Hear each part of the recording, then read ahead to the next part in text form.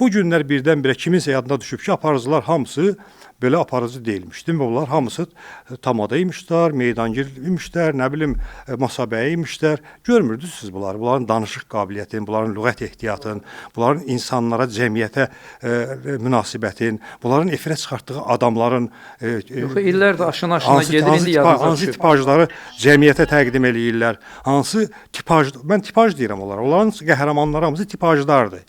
Yəni birinin belə deyək də humoristik hekayəsinə, nə bilim satirik hekayəsinə, bir əsərə mənfi qəhrəman olacaq adamlardır. Bunları necə çıxardıb cəmiyyətin qarşısında güya o cəmiyyət olaraq baxıb ağıllanacaq? Əksinə, bəziləri üçün o adi hal hesab olunur. Hesab olunmağa başlayır. Ailə institutları dağılır, ailə mədəniyyətimiz dağılır.